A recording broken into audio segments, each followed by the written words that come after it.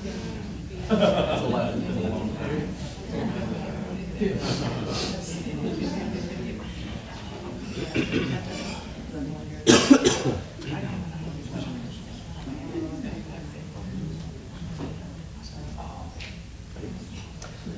everyone, thanks for coming to my presentation. My name is Billy Fleury, for those of you who don't know. And my presentation is going to be on my historical senior thesis that I wrote this year. And the title of it is How Shipbuilding Was the Blessing and the Curse of Sunderland. So before I begin, I would just like to say a few thank yous. First of which would be to my project advisor, Dr. Joel Davis. He was fantastic throughout this process. He cracked the whip when it needed to be cracked, and then supported me in other times. And in the initial stages when I was a little bit concerned about getting sources, he reassured me and gave me the confidence to go ahead with this project. I'd also like to thank Dr. Gerd Horton, who is here, and Dr. Michael Thomas. Both were on my committee and gave me fantastic feedback with my first draft and then my last draft, and they were very supportive throughout it as well. I'd also like to thank various professors that I've worked with throughout my time here, a couple that are actually here, which is great to see. They've helped me grow and learn and improve from a freshman who came in from England not knowing what a syllabus was to being able to write a senior thesis. And finally, I'd like to thank my family, 3 of which are on a plane at the minute and will be landing in about an hour. And I told them that it was really sunny yesterday. I don't think any of them have packed any coats, so they're not going to be happy when they get here. And there's a few potentially watching online as well, so hey, thanks for that. Their support's been great. So basically, I wanted to explain kind of why I wanted to do this research and you know, what was my kind of reason behind it. I have strong family ties to Sunderland. I'll show you on a map where Sunderland is exactly in the next slide.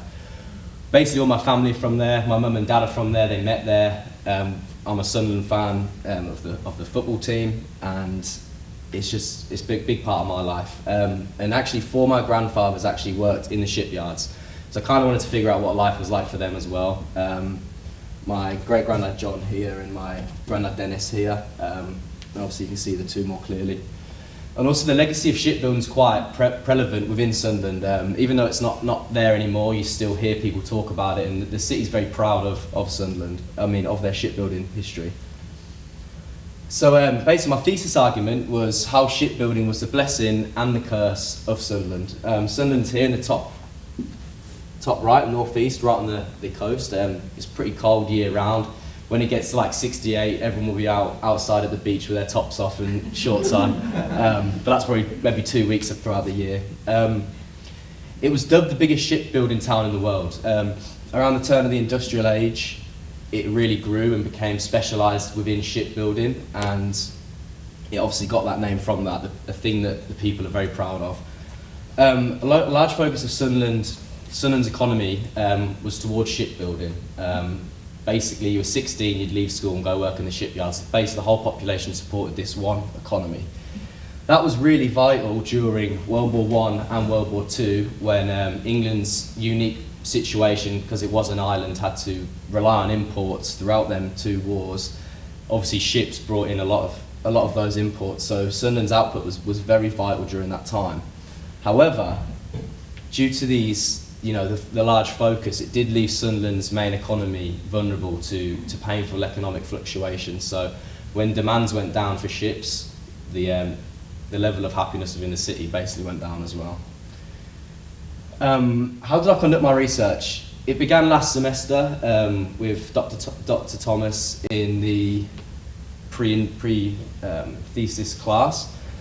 There was an initial concern for me being able to find sources. A lot of them were going to have to be from England, and myself and the university, we weren't sure if we were going to be able to get everything that I needed. And there was a point when I was ready to jump ship and not carry on with that thesis, but Thomas and Davis really helped me, and as well as that, the staff within the library actually helped really a lot as well. The interlibrary loan system and Summit was fantastic. My main book, which was called Where Ships Were Born, I got it through the interlibrary loan, and I used that massively. It was just a huge focus on Sunderland shipbuilding, and really that was one of my main ways of getting sources. I also managed to cheekily get access to university databases from the UK. I have a few friends that go to university in England, and I kind of just got their login. And although I didn't find a lot of stuff from it, I actually found quite a few pivotal things, so that was also good. And finally, one thing I kind of found on my own, which was just sort of lucky really, there's a website that allows you to find any newspaper article that has ever been written in Britain, basically, until about probably around the 1980s. So I used a lot of that, and there was a lot of papers from the war era, and that was actually a massive part of my research as well. So basically, what did I find? The specialisation of shipbuilding was pivotal for the victory during World War I and World War II. Sunderland was, in World War I, was kind of one city in a group of cities that put out a lot of ships, so its place was vital. World War II, it was even more vital. Sunderland, the city itself, actually built 1/3 of the total amount of ships England put out during 1939 to 1945. So I argued without Sunderland's output of ships, the country wouldn't have been able to survive the war, especially in the initial stages. So really, it was really important. The industrial age and wartime economy, during these times when business was booming, everyone in Sunderland had jobs, everyone was happy. And then it's a paradox with the interwar and post-war period where the country was at peace, but people weren't having jobs. So basically the people of Sunderland had to choose a time of either getting bombed during World War II, but everyone has jobs, or being at peace and no one has jobs. To conclude, kind of this specialisation, although it was vital, it also increased vulnerability. And unfortunately, in the 1980s, the city and the shipbuilding economy had gone down so much that Margaret Thatcher had to get rid of it completely, and that left around 2,000 Sunderland locals unemployed. And she replaced that with a Nissan plant, which was very small at the time and has actually grown to become kind of the modern shipbuilding within Sunderland. A lot of people from Sunderland now work there, so it's kind of a modern example. But the people at the time that would have lost their jobs would not have then gone into Nissan. It would have been the next generation. So there's a generation that actually lost their jobs really and really struggled. So that's it. So any questions?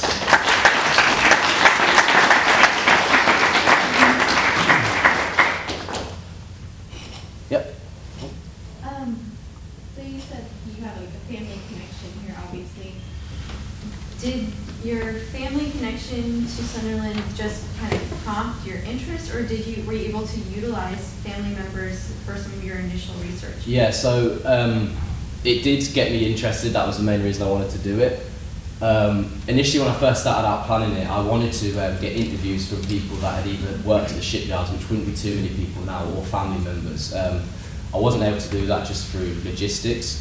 But I was able to use, and my grandma, who is one of them on the flight coming in, she was massively important, and she helped me. She went to the archives and got all sorts of information. I mentioned in the initial stages, I might do it on shipbuilding, and I'm not kidding, within a week she had sent me over about that stack of stuff. And it's just, I was like, that's great, it's too much for right now, I might not even be doing it. But no, yeah, my family helped a lot, and I'm going to give my thesis to my grandma, dedicated to her, so yeah. Yep. Could you talk about one or two insights you gained into your family as a result of conducting this research? One of them was, I wanted to kind of get what life was like for a worker, especially kind of pre-World War I, because that was when my great-grandfather worked there, and they had an incredible life. They would wake up early and go to work, and then come back and it would be dark, and that was their life. And that was what everyone did. So to see kind of the contrast in life that they had to do to survive compared to what mine was quite interesting. And also just to see that, you know, I've got my immediate family, my four grandfathers that worked there, but then talking to, you know, cousins whose parents were, and it's just it just showed me that the whole population of Sunderland really did work there, and it's, you know, great uncles, everything. So yeah, that was quite interesting. Yeah. Has Sunderland diversified their economy? No. In the last, 40 years? You would have thought they would have learnt their lesson,